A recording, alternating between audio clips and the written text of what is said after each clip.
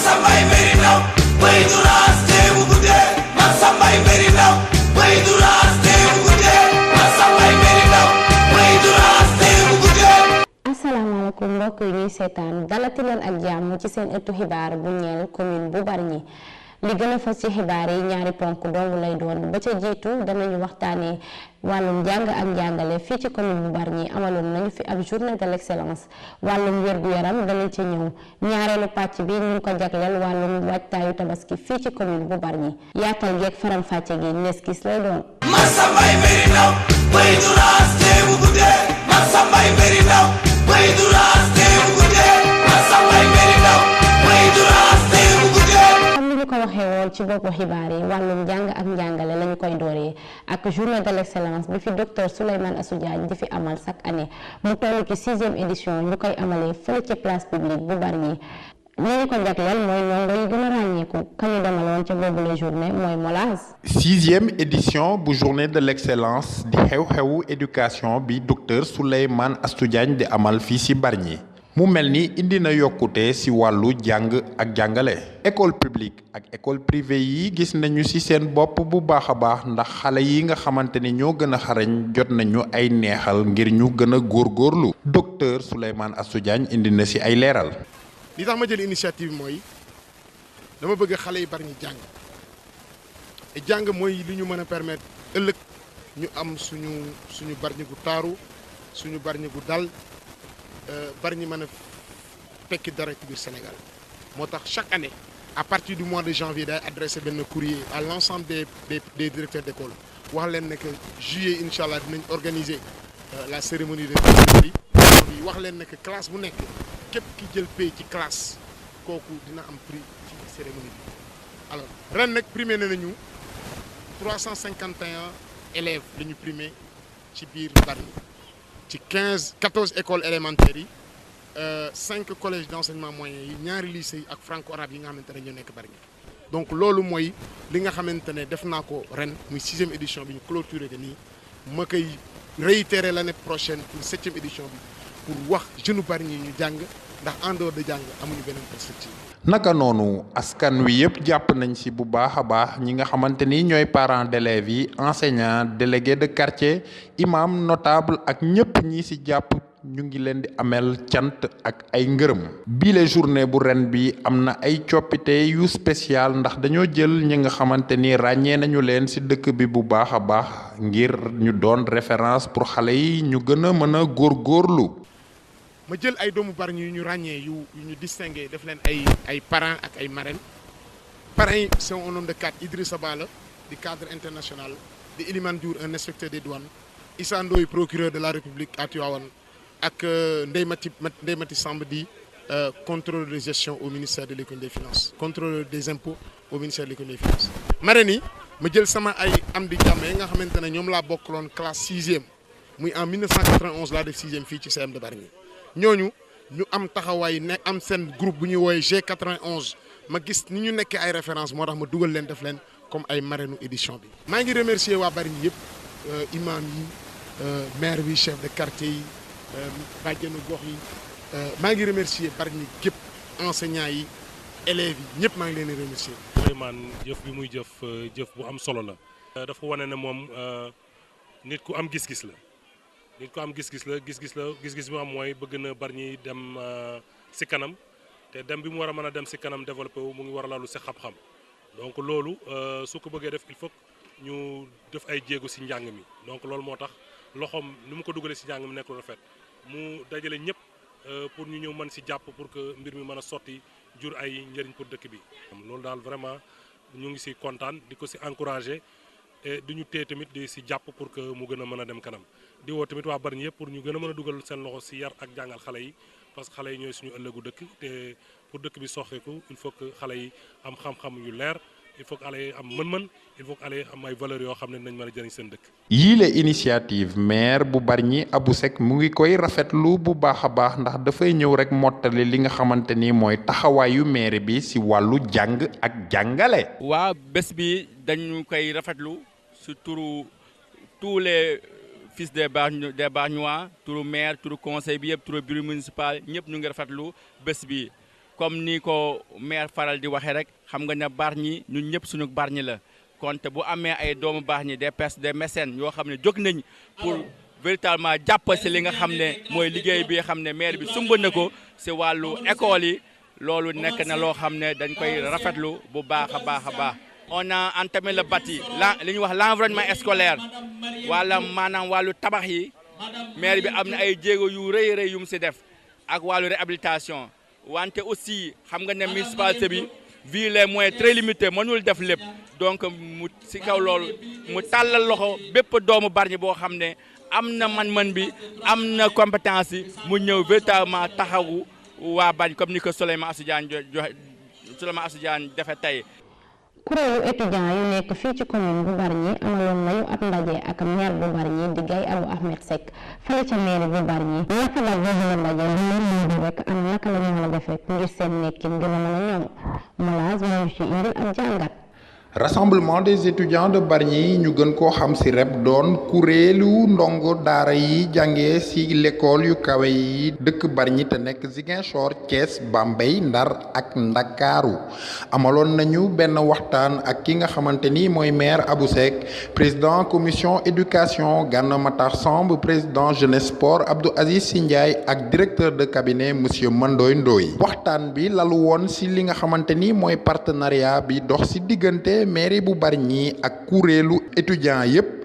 taxaw saytu li nga xamante ni mooy seeni jafe-jafe rawatina ay doxalin ak ay tëralin yoo xam ni dina indi ay saafara naka noonu xool naka la étudiants yi mën a amee taxawaay ci doxalinu dëkk bi ak yokkute ci askanu Bargny yépp gannaaw ba ñu ci dugalee seen loxo ci fàttali mairie bu Bargny wutaloon na étudiants yi nekk Ndakaaru ak Ndar ay dëkkuwaay yu mucc ay fas yéene def ko ngir Thiès Bambey ak Ziguinchor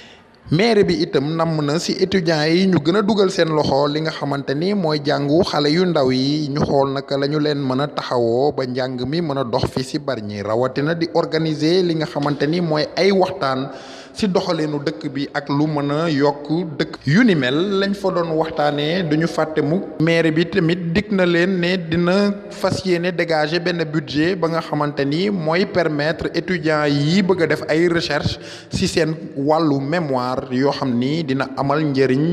askanu Bargny sujet bi mën a jàppandi ngir yokkuteg Bargny loolu yëpp ñu amaloon boobu waxtaan ngir yokk li nga xamante ni mooy njëriñu étudiants yi ci dëkk bi rawatina ñu améliorer seeni ay conditions fi nga xamante ne ñu ngi fay jàngee waxtaan wi nag mu ngi wëyal ci étudiants yi yépp naka noonu bu ñu paree ñu ñëw toogaat ak ñi nga xamante ni mooy maire bi loolu lépp ñu tënk ko ci këyit mu doon doxalin bi rassemblement des étudiants de Bargny di am. ñu jeexalee rek xaaj bu njëkk ci ëttu xibaar bi ak wàllum wér-gu-yaram bi la yoon dañuy doxantu fële ca Ndiolmane gannaaw defaraat poste de santé yu nekk fii ci commune bu Bargny mu ngi wéy di lawal ay banqaasam bi la yoon poste de santé bu Ndiolmane dalloo na ab logement ICP bu mucc ayib gannaaw ba ñu leen jébbalee caabi ICP bii di Idrissa Diémé di ko rafetlu Alain Ndour moo ñu fa demaloon. poste de santé bu Ndiolmane dalal ab cérémonie jëm ci remise de clé bu logement infirmier chef de poste li bokk ci deuxième étape réfection bi nga xam ne maire bi moom la amal jëmale ko ci këru fajukaay yi Fatou Pouy vice-président commission santé di ñu gën a andi ay leeral ci bi événement. dañu ñëwoon fii ci poste de santé Ndiolmane suñu objectif tey mooy jow remise de clé bu logement yu ICP bi Idrissa Diémé waaw parce que logement la nga xamante ne monsieur le maire moo ko doon defar di ko réfection defar ko ba macha allah fi mu ne nii ñu ñëwoon tey ji pour jox ko ci caabi ji xam nga duñu ñëwoon en 2014 ñëw fii au niveau de la mairie de Bargny le maire mu ñëwoon ne dafay def bâti les premières années muy commencé santé mais bâti lay commencé ñu xool les postes de santé les plus délabrés au niveau de Bargny premièrement muy Ndiolmane beneen bi muy Bargny Géej déjà Bargny Géej pare na ba ñu réfectionné ko mais Bargny particularité bi nga xamante ne mooy poste de santé Ndiolmane li mu am mooy logement bi ak fi nga xamante ne fa ñuy faj ñaar yëpp ñoo délabré léegi première phase bi mooy dañu defar logement bi nga xamante ne moom la ICP bi war a équipé bu ñu paree ñu soog a defar deuxième phase bi pour jël étude bi bon il s'est trouvé que ne carrément bu ñu jëlee les deux xale yi population bi du am fu mu fajoo léegi ñu ne en premier léegi bu ñu jëlee logement bi comme ça léegi ñoom ñu mën a déplacé wu ñëw fii si logement bi ñu mën a fa def quelques soins en attendant que ñu attaqué institut sanitaire. lii doon mbégte ci infirmier chef de poste yëkkati ay kàddu ci tiru personnel bi ndaxte logement bi dina permettre 24 heures sur 24 population yi di ñëw di faju rawatina bu fekkee ni dañoo am ay cas yoo xam ne ay cas yu urgent la. waaw vraiment contenté sentiment contenté la ñu am liggéey bi entamé woon nañ ko depuis peu et que tey jii pare na jox nañ ñu remise des clés. yaakaar naa loolu dañu am lu dul sentiment satisfaction vraiment moi à ma part de ICP vraiment kontaan nañ lool si ni ñu réceptionné nu mu tudd sax clé yi. mun na yokk lu bëri si liggéey bi parce que boo xoolee day tax ñu gën a jege population bi parce que logement bi mu fonctionnel woon dañuy fonctionner de 8 heures à au plus tard 16 heures ñu ñibbi. donc le reste ci journée bi population duñu am fenn foo xamante ne bu ñëwee ci poste bi dinañ leen def ay actes yoo xamante ne mën nañ leen ko defal donc logement bu paree yaakaar naa loolu lépp dina gën a mën a yomb bu ko defee 24 heures sur 24 dina am kenn koo xamante ne il sera disponible fii pour mën a nekk ci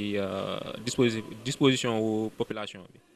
waaw. yemu ci réfection logement ak poste de santé bi dina dalal xelu personnel de santé bi ak malade yi ndaxte dinañu liggéey dans un bon cadre sécuritaire. ici au niveau de Ndiolmane dispensaire bi ak logement bi yëpp a délabré woon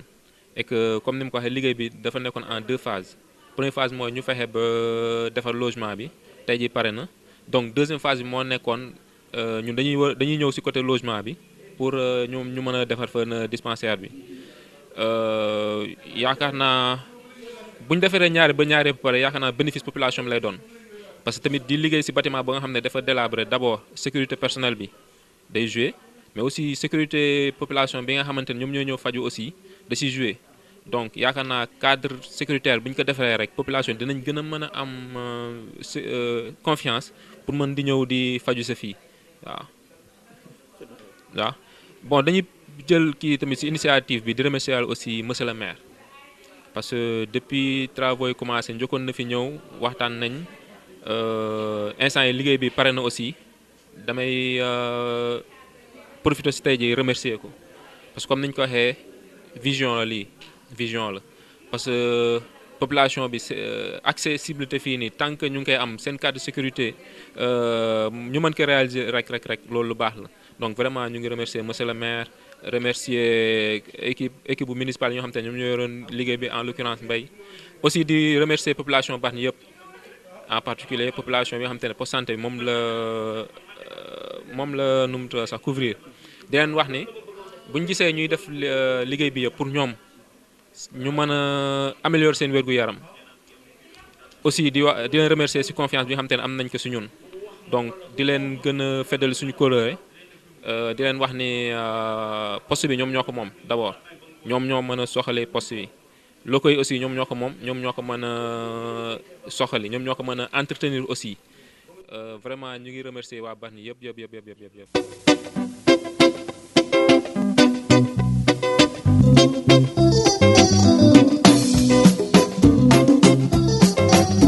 bàkk ba jib na ñaareelu pàccu xibaar yi comme ni ñu ko waxee woon rek dañu ko jagleel wàccaayu tabaski fii ci commune bi ca noonu rek la ñuy xuusee ànd ak ñi nga xamante ne mooy waa ONG Secours Islamique bu France amaloon nañu fi ab don de mouton ci teewaayu équipe municipale bi fi nekk loolu njëkk fii ci commune bi ñañu ko jagleel du ñenn ñu dul ñi nga xamante ne seen loxo jotul seen ginnaaw l'homme qu'il faut ma nga fa woon. lii des ci tabaski ji soreetul bu ñuy wax tabaski ne xar yu sakkan lool 540 foyers de Bargny ont reçu des moutons ce jeudi à l'école mixte, une donation de l'ONG française islamique SIFT par le biais de la commune de Bargny. Kenn ci ñoom dina ci indil ay leeral. dañoo tàmmoon ñun waa SIFT di intervenir juste ci biir Dakar ci yeneen banlieue yi fàtte ni Bargny daanaka ci Dakar la bokk ren nag ñu ne pourquoi pas ñu génn Dakar tuuti dem xooli yeneen zone yi nga xam ni mën nañu leen jàppale loolu la ñu waxtaanee ba ñëw gis autorité yi waxtaan ak ñoom ñu d'accord ni war nañ fi mën a liggéey ak waa Bargny moo tax ren ñu andi xar yi fii pour jox ko waa Bargny fu mu toll nii tey war nañ fi distribuer lu toll ak juróomi téeméeri xar ak ñeent fukk muy 540 donc ñi fi toog nii yëpp tey nañ jàpp ni 540 xar ñoom ñoo fi nekk. balaa ñu siy dugg dañoo waxtaan ak autorités yi ñoom ñu jox ñu jox ñu autorité bi nga xam ne war nañ fi mën a def enquête ñun aussi ñu defar suñu questionnaire bi nga xam ne donc ñu dem dugg ci biir famille yi defar dem dugg ci biir quartier yi quartier bu ci nekk defar benn comité de quartier tànnal ñu ay listes yi nga xam ni jàpp nañ ni famille yooyu ñoo gën a néew doole fii si Bargny léegi bi ñu basé woo foofu nag ñu jël suñuy équipe dugal leen ci biir kër yi ñoom ñu dem enquête borom kër yi xool ndax liste yi ñu jox liste yu baax la wala baaxul léegi nag biñ ko liggéeyaatee ñu génnee 540 familles yi nga xam ni ñoom la ñu bëgg a jàppale. compte boo gis ci benn lay tàmbale ñoo ngi soog a yegg si Bargny donc jàpp naa ni ñoo ngi ci benn fu mu toll nii yaakaar naa autorité yi wax nañ ko sànq ubbi nañ fi ay projets yu bari wax nañu ay projets yu bari jeunes yaa ngi ko fii liggéey léegi ñun ñoo ngi jéem suñu demee dinañ toog waxtaanaat comme nuñ ko daan faral di defee man ak sama supérieur suñu yeggee toog waxtaan xool naka la ñu mën a def aussi gën a jàppale population Bargny parce que activités yi comme ni nga ko waxee kii baa ngi fi napp baa ngi fi mbay baa ngi fi sàmm baa ngi fi suñ ci waxtaanee après lu ci mënti ruus après ñu dellu si waat fii comme ni ñu ko daan defee toog ak autorité waxtaan ak ñoom. mairie nag dama leen di gërëm di leen sant commencé ko depuis ci monsieur le maire parce que moo ñu ubbil bunt bi parce que soo ñëwee ci kër yaakaar naa borom kër ngay njëkk a laajte te fii yaakaar naa moom moo fi borom kër donc bi ñu ñëwee ñu wax ko suñu projet moom aussi dañ ko wax projet mu adopté projet bi gunge ñu si boole ñu ak ay nit des personnes ressources ñoom ñu jàppale ñu dugal ñu ci kër yi ba liggéey bi nga xam ne moom la ñu bëggoon lépp mujjee jaar yoon ba fu mu toll nii yaakaar naa man kontante rek laa si mën a am loolu damay koy gërëmee waa maire yi. naka noonu sunu taxawoo seetlu par rapport ak yeneen année yi passé commune bi Bargny dafa gën a taxaw aux personnes diminuées pour que ñoom ñu mën a bénéficier wu si xar yi. di sant yàlla loolu man ni ma mën a wax mooy dama koy jël ci baat yu gàtt rek amaana yàlla dafa sàkk doomu aadama yi ñun ñëpp am kenn ku ne lu mu gàll ci sa loos li mu gàll ci sa loos nag mënuloo fexe ba mu mucc ci ba nga mucc ci man amaana gàll bi mu gàll sama loos mooy. dem bi may dem di génne di dox di taxawaalu ci waxin ak dugg ci lu ne loolu amaana tax na ma xamante ak ñii nga xam ne ñoo fi nekk ñenn ñi ma liggéey ak ñoom ci at yu bëri diiru juróom-ñaari at ñu ñuy may ay teraanga di ko andi ci fi ñuy liggéeyee ci programme mu secours islamique yi ñuy bénéficier wu ci seeni programme amaana ak wërsëgu waa Bargny nag ren kenn ku ne sa dëkk Bargny sa wërsëg ne ci lii nga jot ko damay wax ne bu doon pétrole daa feeñ Bargny ci année bi ñu nekk Abou Ahmed Seck Gaye Abou Ahmed Seck le maire danaan ci sama ay la tombé maay sant yàlla sama wërsëg yaatoo noonu kon lii ci ayam la tombé day sant yàlla. fu mu mën a dajal ñun suñu détermination bi nga xam ne dañoo am yaakaar ne yàlla gàll na suñu ay ndodd ay wërsëg yoo xam ne du jëm ci suñu loxo waaye ci askan wi la jëm lii de ayu Abou Ahmed Seck la yàlla na yàlla barkeel ko barkeel ñi ko jot barkeel it moom mi fi nekk li nga xam ne moom lay liggéey ñuy ñaan yeneen action yoo xam ne ñu ngi koy séentu ci suñu diggante ak ñii mais ak yeneen i organisation internationale mu wàcc bu ñu sañoon mu wàcc suba mu toll ci ayam comme moom la fi yàlla teg ñun loolu mooy suñu liggéey yàlla na yàlla guddal fanam may ko wér moom ak équipe bi mu àndal. tabarakallahu di ko rafetlu di ñaan yàlla ñuy sos li yàlla defal leen jàmm dooti seen sutur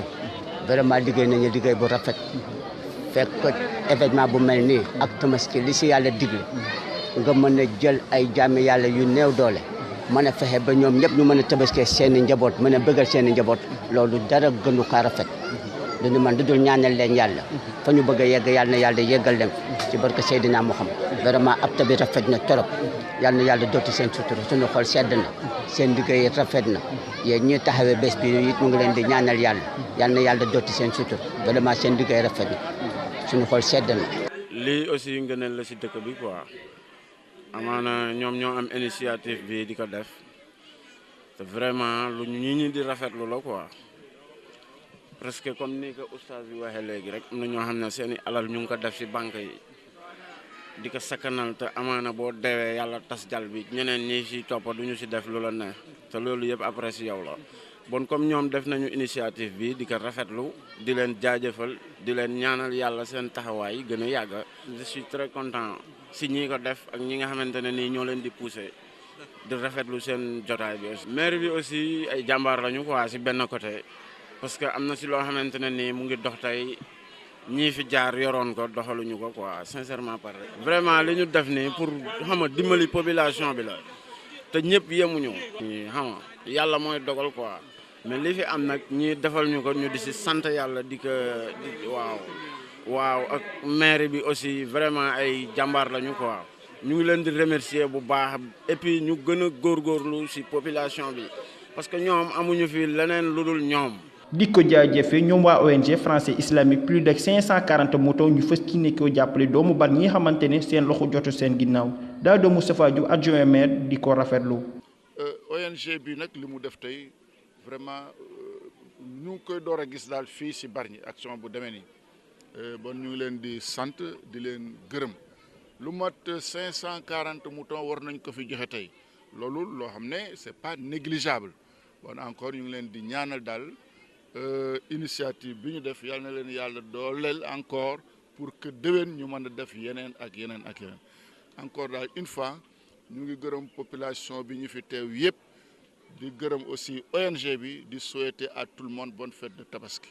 ñu des ci xar yi ba léegi rek ak éleveurs yu nekk fii ci commune bi di amal rek daral fële ca galerie ba ak EDK bu Bargny xar ya ñu fa gën a nemmeeku nag mën nañ ko wax sax mooy xaru laadum di xar yi nga xamante ne rek yar nañ ko ci biir kër yi yeneen i xar tamit ñu nga fa képp ku fa dem rek di nga ci gis sa bopp Alain Ndiour moo ñu fa demaloon. bés yu néew des ci tabaski te ku ne tabaski rek wax jëndum xar Bargny dalal ay béréb yoo xam ne mën nañ fa am yooyu xar diggante galerie des arts ci route nationale ba jàpp EDK jaaykat yi ñu ngi fa te ñu ëpp ci ñoon jóge fii ci Bargny. man maa ngi tudd Tamsir Diop dëkk Bargny doomi Bargny ñu nekk fii di daan seen doole suñu doole ci xar yi parce que boo xoolee li fi nekk yëpp ci xar ay doomi Bargny ñoo ko fi def. ñoo fi nekk di seen doole situation bi nag mooy lenn rek mooy suñu problème mooy problème mu courant loolu mooy suñu problème tuuti quoi. client yi moom macha allah moom client yi moom ñu ngi ñëw bu baax moom macha allah moom. waaw non seerul lool quoi parce que boo xoolee ñun ñëpp benn lañu kon ay doom yu bari ñi lañ koy jaay il faut tamit ñu def ci xéewal parce que tabaski bi day passé après da ngay dëkk ak nit ñi te dëkk bi abadan la. ngote il faut tamit ñuy rafetal. xar yi mën nga fa fekk genre bu ne ak ci prix ba nga xam ne rek moom nga bëgg bu ñu sukkandikoo ci jaaykat yi ñoom ñi nga xam ni at mi yëpp dañuy yëngatu ci njënd ak jaaya xar ba tax na li ñu bëgg rek mooy mairie bi jàppale leen ñu am ab daral ba képp ku bëgg xar ci at mi yëpp mën leen faa fekk. waaw marché bi moom sant yàlla message bi may wax mooy gars yi fii nañu jël exemple ci ñun ñi nga xamante ne jot nañu génn fii di def effort. ku si mën a jàpp nga jàpp si xam nga pour mu jëm kanam te comme ça lii gars yi wax man li ma siy teg bëriwul mais daal war naa gën a mën a yaatu ba ñëpp xaj si xam nga bu ñu soñoon lépp lu waa dëkk bi soxla lu jëm si xar dañ ko fiy andi xam nga kenn du génne dem di wuti leneen feneen di si am benn coono bi. loolu rek moo ñu soxal te bu ñu soñoon mu gën a yaatu comme ni ko Tamsir waxee léegi bëgg nañu am benn daral boo xamante ne nii itam du doon tabaski rek. day continuer pour tout le temps ku am xar boo xamante ne dem na ba nga war ko mën a génne te du tabaski nga génne ko jaay ko faj sa soxla. niñ si waxtaane nii monsieur le maire moom bu ko déggee si sama xalaat bu gàtt warul xaal sax ñun ñu dem di ko ñaan parce que doomi Bargny la ñun ay rakaam lañu li ñu bëgg mooy ñu officiel ñu benn daral boo xamante ne day continuer ku am sa jur muy lu mu mën naa bañ a doon sax xar ganaar xam nga pata ñi fi jaay bëri na ku si neex la nga am rek nga génn ko xam nga boo ko jaayee di nga si mën a faj sa soxla moo gën nga koy wëri faneen parce que possibilité yooyu mu ngi fi gars yi ñu ngi liggéey gars yi ñu si bëri ku ne ñiy yar bëri na torop du xar yi rek xëj na événement bi la nii xar yi rek ngeen gis mais xeetu mala bu neex mu ngi si biir Bargny fii te feeñagul. jaaykat yeeg clients yi ñu ngi dem di dikk même bu fekkee ne ba léegi nii c'est pas encore le grand rush waaye rek li ñuy ñaan mooy tabaski jàmm si dëkk bi nga xam ne mooy Bargny. daral bi nag ñëpp a ngi fiy ñëw ñëpp a ngi ñëw ci daral bi di jënd mais xar yu ne ak pireem xar mu nit bëgg nag boo ñëwee ci daral bi am na pireem am na fi te dama xam ne li nit di paas fay transport dem fu sori ñëw te li ngay jënd am na fii te dëkk Bargny maanaam ñëw ci daral bi jàppale waa Bargny yi fi ñëw di liggéey yar seeni xar 1 an andi leen ci daral bi di leen jaay yaakaar naa ne moo gën a yomba dem ba àll ba jënd sa xaalis ci koo xamul. non prix yi moom mën na bañ a jafe parce que nit ku ne li nga tollool ngay jënd xam nga tey jii bu fekkee dama yor 60 000 bëgg a xaru 250 000 mënut a nekk bu ma yoree 100 000 bëgg a xaru 300 000 mënut a nekk mais xar mu ne da ngay xool ne xar mi prix mooy lii. prix yi ça dépend 100 am na fi 90 am na fi 150 am na fi 200 am na fi 300 am na fi ça dépend xar mu nekk ak prix parce que boo xoolee xar yële ay xar yu yar la dañ leen yeew fere ci ñoom lu ne xam nga te xar yee moom wax dëgg yàlla xaru yar moom ak xar bu ñu sàmm bokkul looloo tax prix yi mënul yem. waaw am na ñuy ñëw parce que boo xoolee daral bii nii Cheikh waa ji moom dëkku fi waaye boo xoolee ñëpp nee nañu moom ay xaram dafa yomb parce que moom nit ku baax la parce que ñëpp moom la ñuy xaar daaw fii presque dafa ñëw ñëpp di ko xaar comme ren nit ñu bari moom lañ doon xaar donte xar yi jafe na nag fi mu nekk ni yombul àll ba yombul fii parce que man dem naa ba Mbirkilaan xool daral bi xool xar yi nan la demee dem naa ba Koungheul xool xar yi nan la demee mais ren nawet bi moo bariwul comme ni mu war a bare pour dund am pour jur gi yomb xam nga tey booy xool saaku ngooñ mu ngi ci 8000 9000 francs xam nga loolu boo ci bëggee dundal sa xar saaku ripaas mu ngi ci 8000 francs loolu boo ci bëggee dundal xar wax dëgg yàlla day métti bon client itam il faut ñu xam ne ren situation bi moo demee noonu ñu ñëw ci daral bi jéem a andi li ñu am parce que ku fi indi li nga amit loo gis xam nga wax bu neex sarax la te boo waxaalee dal rek mën nga am li nga bëgg te du am benn problème waaye daral bi Bargny bii moom bu EDK bi moom wax dëgg yàlla xar mu waay bëgg boo ñëwee ci daral bi di nga ko am ci kàntanu yàlla. njaay mi de client yi moom ñu ngi ñëw mais dañuy ñëw rek waxaale daw bu ñëwee waxaale dégg prix yi daw mais ñu ngi toog di dund yaakaar di ñaan yàlla nag yàlla jàppale ni su xar yi. waaw mais boo gisee ñu def loolu tamit ñoom li ñuy bàyyi ba ñu dem bay Tëngéej wala ñu dem ba àll bay jëndi moo tax ñun tamit ñu investir suñu xaalis si ñoom ñu bañ a dem ñëw jàppale doomi Bargny ndax ñun amuñu ñu dul ñoom. prix yi ay xar yu baax lañ fi investir donc dem jënd suñu xar yu baax te suñuy kër defar ba mu baax ngir yéene leen ko moo tax ñuy sonn nii di leen ñaan nag clients yi nañ ñëw ñun suñu prix météwul képp ku si ñëw ku ne lépp loo am lu ne di nga am xar bu soobee yàlla. ñu ngi fi nag depuis une semaine di dóor waar bañ ku ñu yëpp waa clients yi ñu ngi ñëw moom wax dëgg yàlla. à part suñu métier ñun yar xar mooy suñu métier yaa ngi dégg ni lañ yaakaar nag pour teral suñuy waajur parce que njaay mi ñu ngi siy gis suñu bopp mais nag clients yi ñu ngi ñëw mais dañuy waxaale rek dem dañuy waxaale dem mais am nañu yaakaar ne balaa bés bi si kàttanu yàlla liñ bëgg dinañ ko am. maa ngi woo clients yi surtout parce que suñuy njëg jafewul parce que ku xool xar yi nekk ci tànt bi nii xam ne def nañ ci ñoom xaalis donc rek xar yooyu yëpp pour waa réew mi rek rawatina doomi Bargny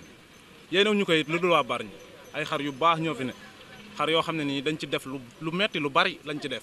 rien que pour waa dëkk bi. yàgguma ci élevage donte nag awma ci tur bu ñu naan diw am na lii ci élevage mais bokk naa si ñi njëkk a xalaat loolu ci Bargny na ñun jot nañu am benn espace boo xam ne dañ koy équiper teg fa suñuy xar ku soxla ngénte tabaski muy gàmbu leneen ak leneen nga am fête boo bëgg a organiser jubal Bargny directement na du ma dem Tëngéej du ma dem Sotiba du ma dem Fora Bargny laa yem jënd sama xar bu baax ñëw utiliser ko ci li ma ko soxla maire bi nag jot na pour mu seetal ñu place ba nga xam ne nii war nañ fa mën a teg suñu ay jur ku soxla ñëw fekk ñu foofu xam ne kat ay doomu Bargny ñoo toog fii di daan seen doole xam nga di ko defaat ci dëkk bi lépp Bargny la Bargny mu ngi màgg tey boo xoolee gauche na Bargny yaatu na droite même chose nga geesu sa gannaaw sa kanam xam ne Bargny doon na tey ji dëkk boo xam ne fi ñu ko xaaroon romb na foofu bon donc jot nañu am seen yëfi bopp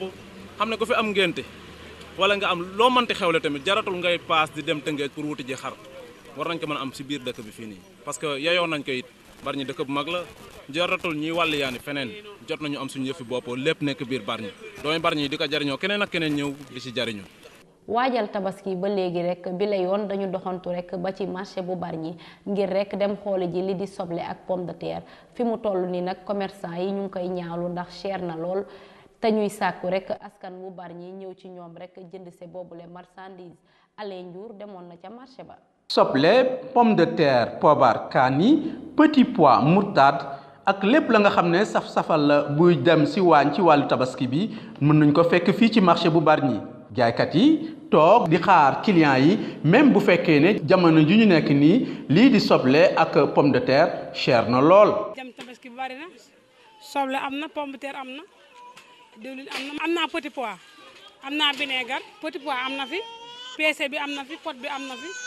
moutarde bu mag olive bi moom xam nga ne moom moo xew ci jamono moom pot bi moom mélange la lépp a ngi ci biir. client yi ñu ngi ñëw ndànk-ndànk rek mais dama bëgg nag ñu xam ne nag Bargny lépp a ngi fi dañoo war nag di ñëw Bargny gii xam ne xeeti baax yu wëri ci dëkk bi rek mu ngi ci Bargny gii. xam naa ne daal njaay mi bagage yi cher na soble cher na pomme de terre cher na bagage yi yëpp fi mu ne ni tabaski bi yëpp lañ yokk dañ yokk soble yokk pomme de terre yokk ay kaani salade oignon yëpp bagage yëpp dañ ko yokk. soble bële lañ war a andi soble tubaab bi moom la ñu woon moom la ñuy andi boobu ba tey andiwuñ ko fi mu ne ni ñun soble ñu ngi koy jëndee 350 325 di jaayee 400 waaw. bascule loolu lañ ñu koy jaayee ñun bu ñu ñëwee ñu détaillé 400 pomme de terre 9000 10000 saako loolu lañ koy jëndee ñu jaayee 500 450. jamono bi fi mu toll nii xam nga tim daa métti kilo pomme de terre téeméer loolu sooraaleel ñu yor kër yu mag événement bu jotee nga war see mën a jënd léeg-léeg nga jaay ay ñaar fukki kilo léeg-léeg nga jaay ay fukki kilo xam nga loolu tim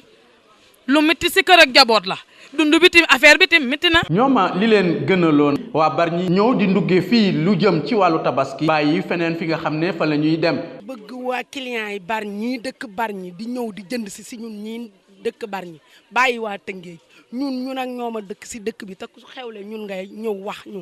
ñu añee suñu ñaar téeméer jox la suñu téeméer jox la mais nañ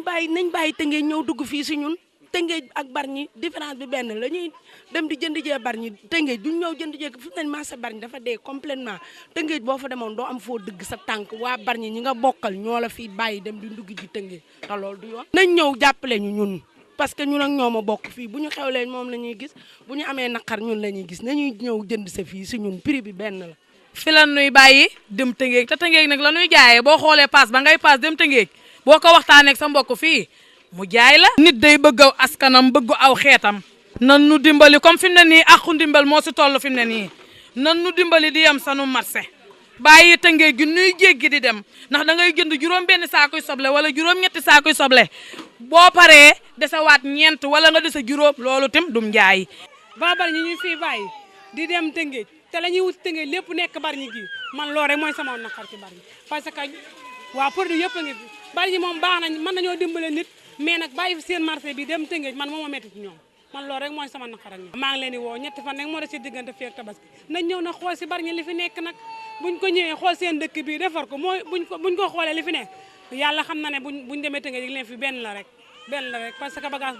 amul différence prix bi benn la buñ gën a yombalee Tëngéej tamit Tëngéej gënuñu noo yomb. ñu jeexalee rek ñaareelu pàccu xibaar yi rek ak lii di foire bu Bargny mu mel ni rek lim fiy am bëri ne lool mais bi la yoon commerçant yu Bargny gis nañ ci seen bopp bu baax ndax am nañ fa ràññeeku ak taxawaay bu baax ñuy ñaan rek askan wu Bargny ñëw foofu rek di fa jënd li nga xamante ni rek mooy marchandise yi dañuy dem rek ànd ak l'homme qu'il faut ñu xool rek lu mu jëlee ca foire ba. dal sac yére ak yeneen accessoires yi ñu fekk fii ci foire bu Bargny à l'occasion de la fête de Tabaski amoon na mag ndaw ñuy dugg ak génn ci foire bu Bargny di visiter stand yi kenn ci commerçant yi di ñu ci indil ay leer. waaw liggéey bi mi ngi dox nànk-nànk rek nànk-nànk ñu sant yàlla daal waaye daal doxagul noonu xam naa daal su gënee jege si waaw gën a jege si mais instant bi moom ay benn rek moom moo fa amagum daal. waaw yomb na wàññi nañ lépp kay incha allah yéen rek yéen ci des moom pour génn si mais wàññi nañ lépp yomb na chaque année dañ fiy ñëw waaw am nañ yaakaar naa ne dina baax incha allah dañ neex chaque année dañuy jënd te dañuy génn si daal chaque année waaw. waa Bargny yëpp ñu leen indi nañ bagage yi wàññi nañ lépp